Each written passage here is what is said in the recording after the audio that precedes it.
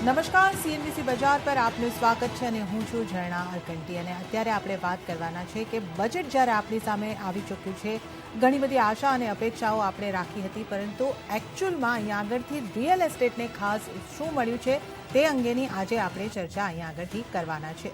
અને આપણી સાથે થોડી વારમાં ચર્ચામાં જોડાશે હીરાનંદાણી ગ્રુપના એમડી અને નરેટકોના વાઇસ ચેરમેન નેશનલ નિરંજન હીરાનંદાની, અને આપણી સાથે જોડાયા છે મેન્ડરસ પાર્ટનર્સના મેનેજિંગ પાર્ટનર નૌશાદ પંજવાણી. નૌશાદજી, આપનું સ્વાગત છે સીએનબીસી બજાર પર. નૌશાદજી, જે રીતે આપણે આજે બજેટને આવતું જોયું, આપણે બજેટની સ્પીચ સાંભળી રહ્યા હતા, ત્યારે જે મારા મનમાં વાત લાગી રહી હતી કે જે રીતે આપણે ચર્ચાઓ કરી રહ્યા હતા કે ડેવલપર્સ તરફથી એવી માંગણી હતી, એવી અપેક્ષા હતી કે ગ્રાહકોને કોઈક રાહત મળે અને જેને કારણે અહીંયા આગળથી સારું એવું ડિમાન્ડ જનરેશન થાય. તો એવી અપેક્ષા તો અહીંયા આગળથી ખાસી એવી પૂરી થતી ન દેખાય, પણ જે રિયલ એસ્ટેટ માટે સીધું આવતું દેખાયું અને એ વાત હતી કે પીએમ આવાસ યોજના હેઠળ 80 લાખ મકાન બનાવવામાં આવશે અને હાઉસિંગના પ્રોજેક્ટ માટે, અફોર્ડેબલ હાઉસિંગના પ્રોજેક્ટ માટે 48,000 કરોડની ફાળવણી. તો આ વાત રિયલ એસ્ટેટ માટે કેટલી મહત્વની, કેટલું મોટું બૂસ્ટ? તો તમારી ફર્સ્ટ ઓફ ઓલ તો થેન્ક યુ ફોર ઇન્વાઇટિંગ મી આ શો પર. અને તમારી જે વાત છે કે કોઈ ડાયરેક્ટ એવા મોટા પ્રાવધાન નથી દેખાયા આ બજેટની અંદર, એ વાત સાચી છે. પણ તમારો અફોર્ડેબલ હાઉસિંગનો જવાબ દઉં એ પહેલા હું તમને એક મારી ફિલોસોફી હું સમજાવું છું, જે હું સમજી રહ્યો છું છેલ્લા 7-8 વર્ષથી આપણે જે બજેટો આવી રહ્યા છે એ જોઈને, કે પ્રધાનમંત્રી અને જે કરંટ સરકાર છે એમની માઇન્ડસેટ એવી છે કદાચ મારા હિસાબે કે તમને કોઈ ઇન્ડસ્ટ્રી વાઇઝ એવા સ્પેસિફિક મોટા બેનિફિટ ના આપે જેને આપણે કહીએ મોઢામાં નિવાલા પુરાવા જેવું વાત હોય, બટ જે સ્ટ્રક્ચરલ ચેન્જીસ કરવાના હોય એ કરી અને એ પ્રમાણે તમે તમારું બિઝનેસ જમાવો અને એ પ્રમાણે તમારી ડિમાન્ડ જમા કરો અને એ પ્રમાણે તમારું બિઝનેસ આગળ વધારો. એ એક ફિલોસોફી લાગે છે. એ પર્સપેક્ટિવથી હું જોઉં તો રિયલ એસ્ટેટ સેક્ટરમાં પાસ્ટમાં ઘણા બધા રિફોર્મ્સ આવ્યા છે, પણ હમણાં છેલ્લા 2 વર્ષથી અને પર્ટિક્યુલરલી હમણાં મને એમ લાગે છે કે રિયલ એસ્ટેટ સેક્ટર ફક્ત અફોર્ડેબલ હાઉસિંગ સ્પેક્ટ્રમના પર્સપેક્ટિવથી જોવામાં આવે છે, જે એક રીતે સારી વાત છે. એમાં કોઈ નેગેટિવ વાત નથી. આટલા વર્ષોથી આ સેક્ટર પર કોઈ સ્પેસિફિક ફોકસ નહોતો આવ્યો, કોઈ ડેવલપર્સ ત્યાં જતા નહોતા, કોઈ ક્વોલિટી હાઉસીસ બનતા નહોતા. અત્યારે આપણે જોઈએ છે કે એ ફોકસમાં આવે છે. એના લીધે ઘણા બધા અનાઉન્સમેન્ટ થાય છે, ઘણા બધા બેનિફિટ્સ આપવામાં આવે છે અને ઘણી પ્રોગ્રેસ પણ થાય છે. આ સારી વાત છે.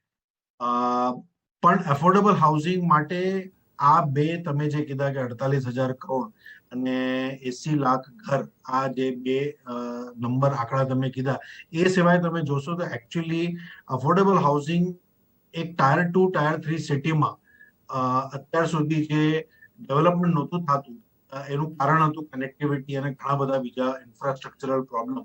તો આ બજેટમાં હું જોઉં તો એ બહુ જ ફર્સ્ટ ક્લાસ થયું છે. એક તો કેપેક્સ 35% વધી ગયું છે, અધિકતર ઇન્વેસ્ટમેન્ટ રૂરલ એરિયામાં થશે, 400 નવી ટ્રેનો ચાલુ થઈ છે, 25,000 કિલોમીટરના હાઈવે બની રહ્યા છે, નદીઓ જોડાઈ રહી છે, 5G ઓપ્ટિકલ ફાઈબર કેબલ નાના ગામડામાં લે કરવાની વાત થઈ રહી છે, ટેપ વોટર ઘરે ઘરે પહોંચાડવાની વાત થઈ રહી છે.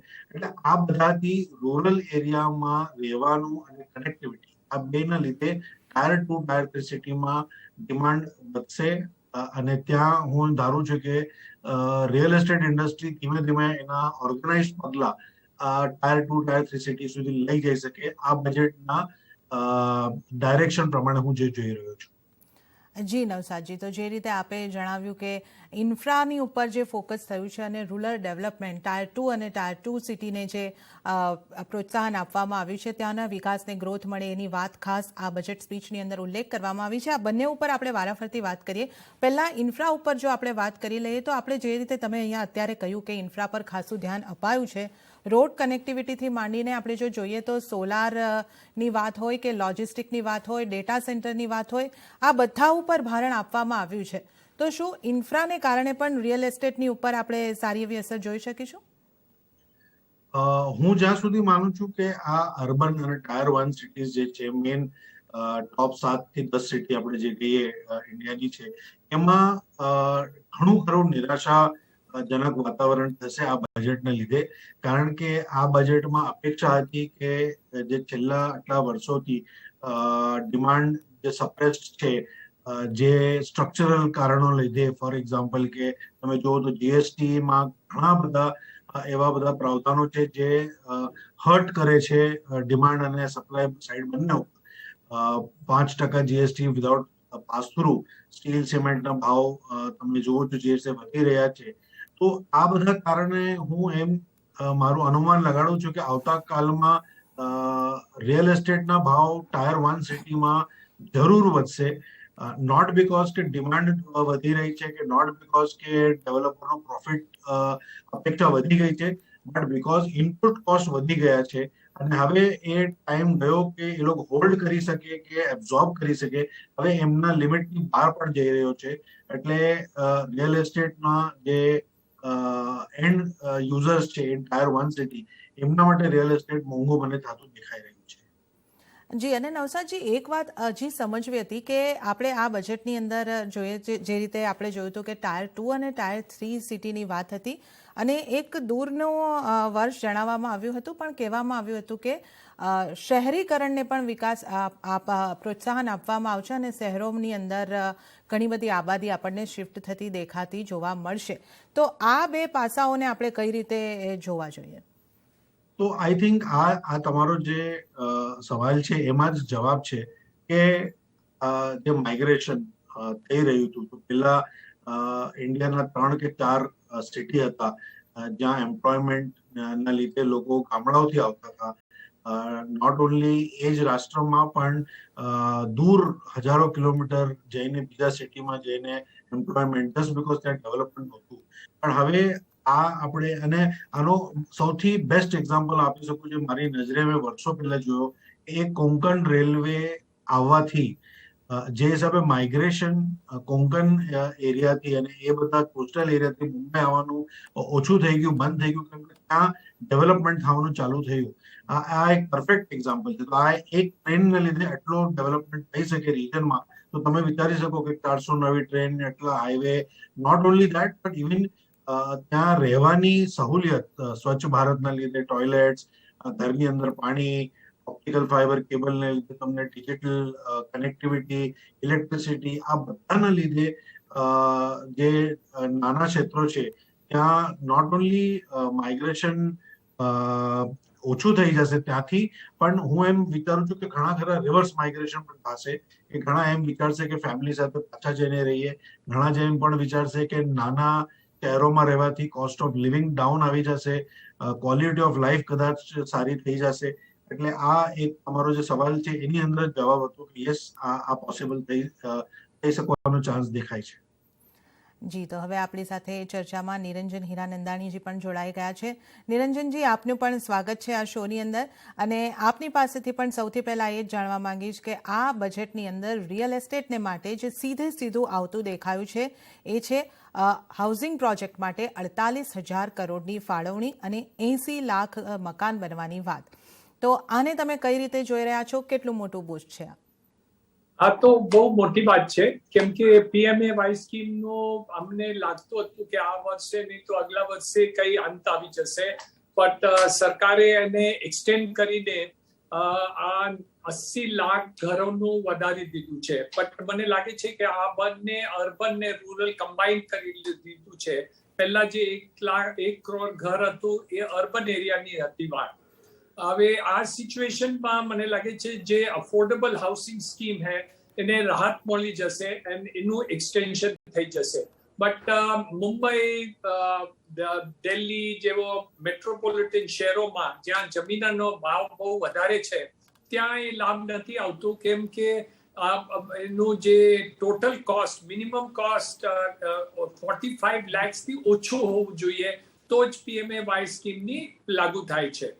તો એટલે એની બેનિફિટ અમને એટલું બધું નથી મળતું આપણે મોટા શહેરોમાં. બટ ઓવરઓલ આપણે દેશમાં જોઈએ તો આ તો બહુ મોટી વાત થઈ ગઈ. બીજી વાત જે છે એ અમે માંગ કરી હતી કે વ્યાજ જે છે, ઇન્ટરેસ્ટ ઓન હોમ લોન્સ, એના કઈ રાહત કરવું જોઈએ, કેમ કે જે 2 લાખનું ફિગર હતું 10 વર્ષ પહેલા આવેલું હતું અને એનું કઈ વધારો નથી થયું. તો એટલે અમારે માંગ હતું કે આ 2 લાખથી 5 લાખ કરી દેવું જોઈએ, કેમ કે 80% જે ઘર ખરીદે છે એ બધા લોન ઉપર લે છે અને EMI ભરતા રહે છે. તો એટલે we were looking at some income tax relief in terms of capital અને વ્યાજનો ઉપર. તો એટલે અમને આ થોડું બાકી રહી ગયું છે. એક બીજી મોટી વાત જે છે એ એકવાર જે ઇઝ ઓફ ડુઈંગ બિઝનેસની વાતો ચાલતી હતી પહેલા પણ અને હમણાં પણ, એ સરકારે રેકગ્નાઇઝ કરી છે કે એમાં હજી સુધારો કરવાની આવશ્યકતા છે. Establishment of high level committee on urban sector which shall drive modernisation of building laws, reforms and sustainable development. આ બધી વસ્તુમાં શું હતું કે જે sanction of building plans, environmental clearance, height clearances, આ બધામાં ઘણું બધું વધારે ટાઈમ લાગતું હતું અને ખર્ચો પણ ઘણું બધું લાગી જતું હતું. હમણાં મહારાષ્ટ્ર એક સ્ટેમ્પ ડ્યુટીની કઈ ઓછી કરી હતી for a period of time, plus development charges ને બધા ચાર્જીસમાં 50% ઓછા કર્યા હતા એન્ડિંગ ડિસેમ્બર ઓફ 2021. સો હવે અમને એમ લાગે છે કે ધીસ બેનિફિટ હેઝ નાઉ બીન વિથડ્રોન. એટલે જે ઘરોના દામ અમે સમજતા હતા કે ઓછું થઈ શકે એ નહીં થાય, કેમ કે the cost has again gone up in all this segment. So good in terms of affordable housing segment, but middle class ને બીજાને જે ઘર જોઈએ એમાં રાહત તમને જે અપેક્ષા હતી નહીં થયું. જી, તો અફોર્ડેબલ સેગમેન્ટ માટે આપણે થોડી અહીંયા આગળ રાહત જોઈ શકીએ છીએ, પરંતુ જે રિયલ એસ્ટેટ સેક્ટરની આખી અપેક્ષાઓ હતી તે અહીંયા આગળથી આપણને પૂરી થતી નથી લાગી રહી, ઓછી પૂરી થતી લાગી રહી છે. નિરંજનજી, હજી એક ઉલ્લેખ જે અહીંયા આગળ આપણે બજેટ સ્પીચની અંદર જોયો છે એ છે ગિફ્ટ સિટીમાં ઇન્ટરનેશનલ આર્બિટ્રેશન સેન્ટર બનાવવાનો, યુનિવર્સિટી પણ ત્યાં આવશે, એ જ રીતની જે વાત છે.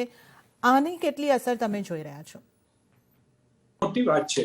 ઘણી બધી પ્રધાનમંત્રીએ જ્યારે ગિફ્ટ બનાવ્યા એ મુખ્યમંત્રી હતા અને એ અપેક્ષા હતી કે ઇન્ટરનેશનલ લેવલ જેવી રીતે સિંગાપોર, લંડન, હોંગકોંગમાં ઇન્ટરનેશનલ આર્બિટ્રેશન થાય છે એવી રીતે જ આપણે ગિફ્ટ સિટીને એવી રીતે બનાવીએ. તો મને લાગે છે એની જો અપેક્ષા 5, 7, 10 વર્ષ પહેલા હતી એ આજે પૂરું થઈ ગયું છે. કેમ કે હવે આજના તારીખમાં most of the international arbitration Singapore, લંડનમાં થાય છે. તો એ now it will be done in GIFT City in Gandhinagar. મને લાગે છે બહુ મોટી વાત છે કે ઘણા બધા જે ટ્રાન્ઝેક્શન છે ઓછા કોસ્ટમાં એ બધું આર્બિટ્રેશન થઈ જશે and people will be attracted to come here for this service. મોટી વાત છે and it will draw a lot of people and legal fraternity to Gandhinagar and Ahmedabad. Okay, તો ગાંધીનગર અને અમદાવાદમાં ખાસું એવું બૂસ્ટ મળી શકે છે. ગિફ્ટ સિટીને બૂસ્ટ આપવામાં આવ્યું છે અહીંયા આગળથી, તેની અસર આપણે ચોક્કસપણે જોઈ શકીશું. નવશાદજી, આપની પાસેથી એક મુદ્દો એ પણ જાણવો છે કે કોઓપરેટિવ સોસાયટી માટે પણ સરચાર્જને ઘટાડવામાં આવ્યો છે. આને તમે કઈ રીતે જુઓ છો?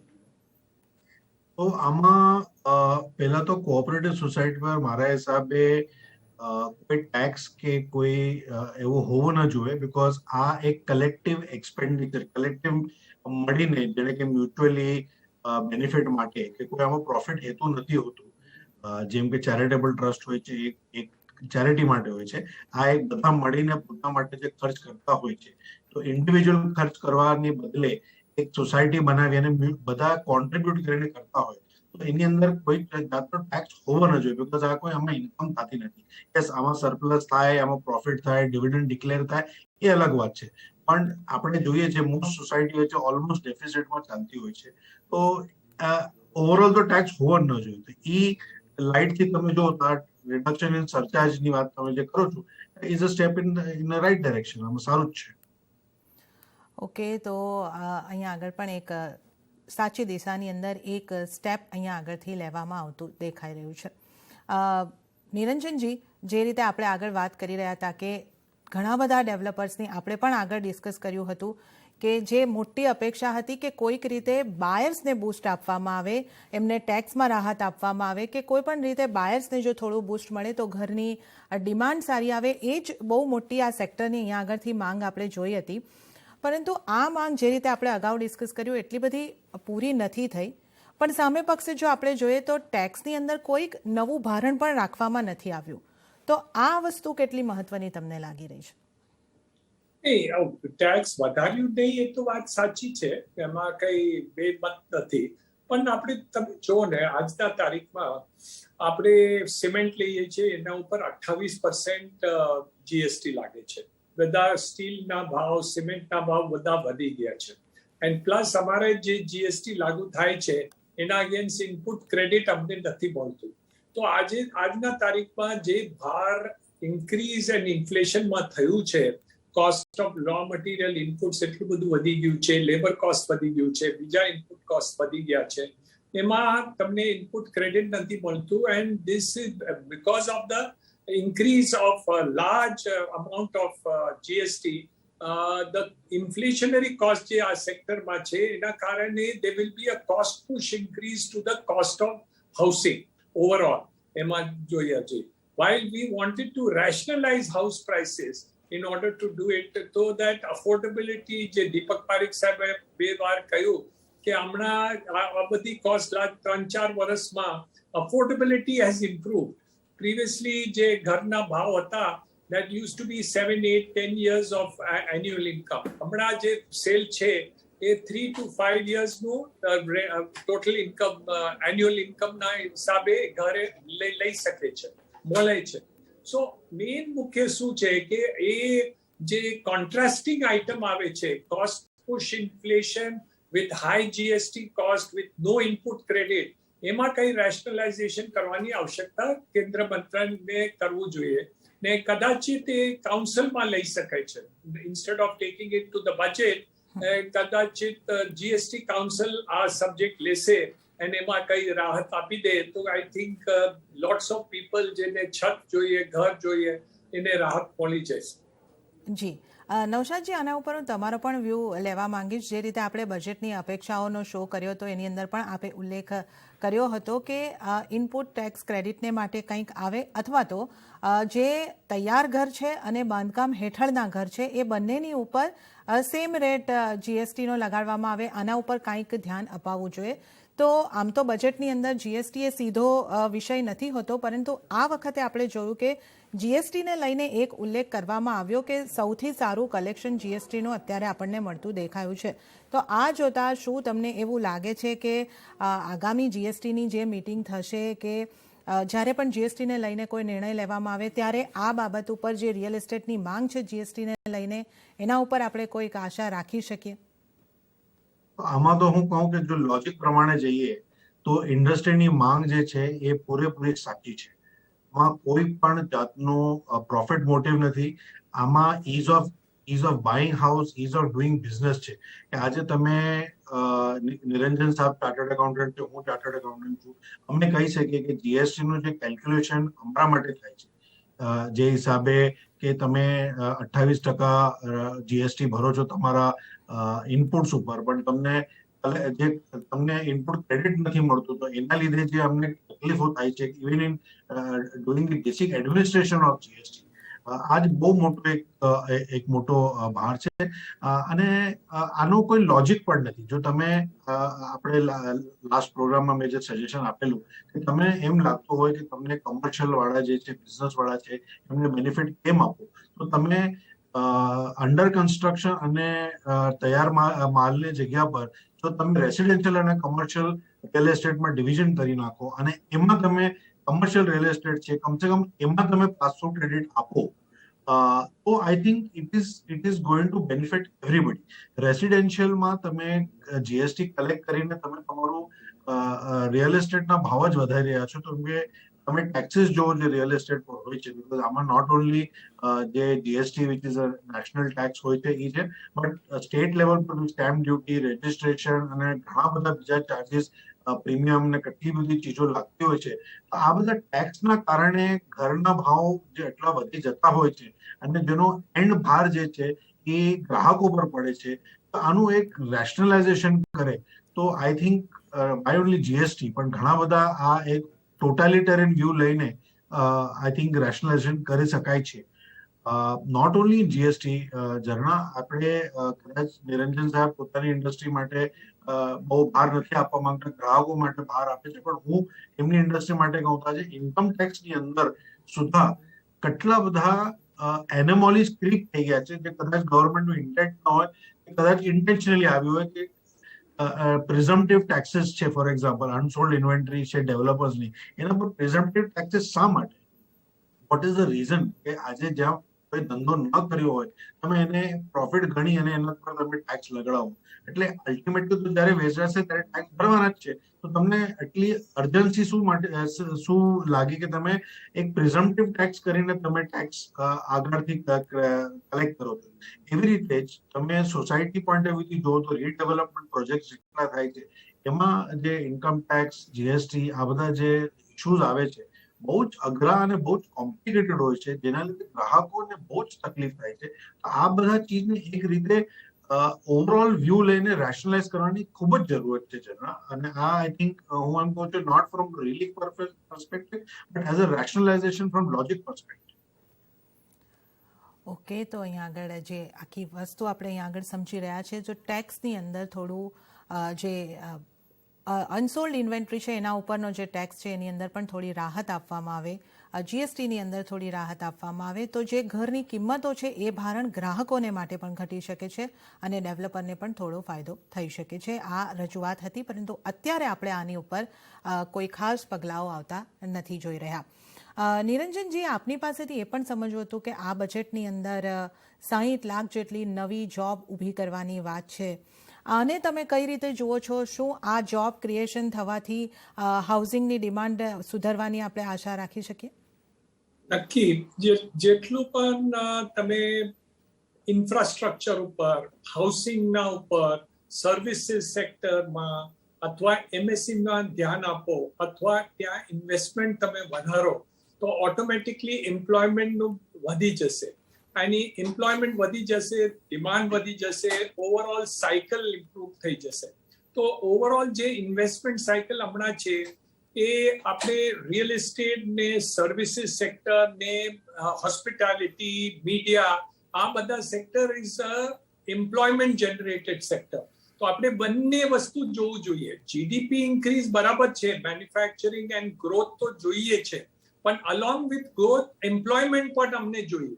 તો એટલે આ બંને રીતે આપણે ફોકસ કરીને જ કરીએ, જે એટલે અમે કહીએ છીએ કે તમે હાઉસિંગ ને અર્બન ઇન્ફ્રાસ્ટ્રક્ચર ઉપર જેટલું જોર આપશો એટલું સ્કિલ્ડ અનસ્કિલ્ડ મેનપાવરમાં પણ રાહત મળી જશે. ઓવરઓલ જે ઇન્વેસ્ટમેન્ટ થયું છે આ સેક્ટરમાં એનું મલ્ટીપ્લાયર ઇફેક્ટ ઓનલી ગ્રોથમાં નથી, બંનેમાં છે. એન્ડ એક વાત બીજી છે કે જ્યાં આપણે આજના તારીખે 8.5% ગ્રોથની વાત ચાલે છે, પણ મારા અંદાજથી until we do not make at least 10% plus growth તો આપણે જે પ્રધાનમંત્રી સાહેબનો $5 trillion ઇકોનોમીની વાત છે એ આપણે નહીં પહોંચી શકીએ. એટલે જે વધારે જોર આપણે આપીએ છીએ ઇન્ફ્રાને ઘરો ઉપર, એટલે એને જ વધારો કરવો જોઈએ. You have to do steel more. For example, જે ડિસઇન્વેસ્ટમેન્ટ ટાર્ગેટ છે 62,000 crores કંઈ નથી. એક એલઆઈસીમાં તમે એટલું બધું પૈસા ઉપાડી શકો છો. એન્ડ બીજા સેક્ટર કેટલા છે, લેન્ડ મોનેટાઇઝેશન, બીજી વાતો છે. મને લાગે છે એને ફિગર એટલીસ્ટ 1.5 લાખ કરોડ કરવું જોઈતું હતું. કે I mean target a much larger figure into privatisation and all that. And એને આ બેનિફિટ તમે રિયલ એસ્ટેટ ને ઇન્ફ્રા ઉપર વધારે ધ્યાન આપતે તો મને લાગે છે કે the economy would have gone to a double digit growth of economy and achieve Prime Minister's target of $5 trillion economy. Okay, તો અહીંયા આગળ ખાસ ધ્યાન અપાવવાની જરૂર છે. નિરંજનજી, આપની પાસેથી એ જાણવા માંગીશ કે ઓવરઓલ આ બજેટને તમે કેટલા પોઈન્ટ્સ આપી શકો છો? જો આપણે 10માંથી એ પોઈન્ટ્સ આપવાના હોય, ઓવરઓલ તમે બજેટને કઈ રીતે મૂલવો છો? ઓવરઓલ જોઈએ તો 7 to 8 આપણે ગણી શકાય, બીકોઝ દે ઇન્ક્રિમેન્ટલ વેલ્યુ જીએસટીમાં કલેક્શન કર્યું છે એન્ડ કોવિડને હેન્ડલ કર્યું છે એન્ડ આ વધારો કર્યો છે. આ ત્રણને તમે જોડીએ તો this budget is a very good budget. પણ શું છે કે અમે તો પ્રધાનમંત્રીને જોઈએ છે કે જેના કેપેબિલિટીઝ આર એક્સ્ટ્રાઓર્ડિનરી. એટલે આપણે અપેક્ષા રાખતા હતા કે એનાથી પણ વધારે સારું કરશે. જી નવસાદજી, આપની પાસેથી પણ જાણવા માંગીશ, ઓવરઓલ બજેટને તમે કઈ રીતે જોઈ રહ્યા છો? તમારે જો પોઈન્ટ આપવાના હોય 10માંથી, તમે કેટલા આપશો? હું તો બેમાં ડિવાઈડ કરીશ. ઓવરઓલમાં હું નિરંજન સાહેબ સાથે સહેમત છું કે 7.5% આપી શકાય. અને બીજા બી કારણ છે કે જે હિસાબે ફોકસ કરી રહ્યા છે ડિજિટલાઇઝેશન અને ઇન્ફ્રાસ્ટ્રક્ચર ડેવલપમેન્ટ, જેનું ફ્યુચરમાં આપણને બેનિફિટ થશે. એટલે આઈ થિંક એ છે. અને સૌથી મોટી વાત છે કે જે ટેક્સ આટલા વર્ષો અમે જોતા હતા ચાર્ટર્ડ એકાઉન્ટન્ટ કે જે નાના ટિંકરિંગ કરતા અહીંયા વધારે ત્યાં ઘટાડે, એ છેલ્લા 2-3 વર્ષથી ઓછું છે અને આ વર્ષમાં તો એકદમ જ ઓછું છે. એના લીધે હું 7.5 સુધી લઈ જઈ શકું. પણ રિયલ એસ્ટેટ માટે હું એનાથી ઘણું ઓછું આપીશ. અપેક્ષા બહુ જ વધારે હતી રિયલ એસ્ટેટ પર્સપેક્ટિવથી. એના લીધે હું નારાજ છું રિયલ એસ્ટેટ સેક્ટર પ્રમાણે. ઓકે, તો આજે આપણી આખી ચર્ચા રહી છે. આપણે અહીંયા આગળ રિયલ એસ્ટેટને માટે આ બજેટ કેવું રહ્યું છે એને મૂલવવાની કોશિશ કરી છે. થોડી આશા અપેક્ષાઓ અહીંયા આગળથી નથી પૂરી થઈ અને થોડી ઘણી અહીંયા આગળથી આપણને પૂરી થતી અફોર્ડેબલ હાઉસિંગના ક્ષેત્રે થતી લાગી રહી છે. તો નિરંજનજી અને નવશાદજી, આપ બંનેનો ખૂબ ખૂબ આભાર. આપ અમારી સાથે આ ચર્ચાની અંદર જોડાયા, આપનો કિંમતી સમય આપ્યો, આપનો ખૂબ ખૂબ આભાર. તો આ ખાસ રજૂઆતમાં હાલ પૂરતું આટલું જ. મને પણ આપશો રજા, પરંતુ આપ CNBC બજાર સાથે જોડાયેલા રહો. નમસ્કાર.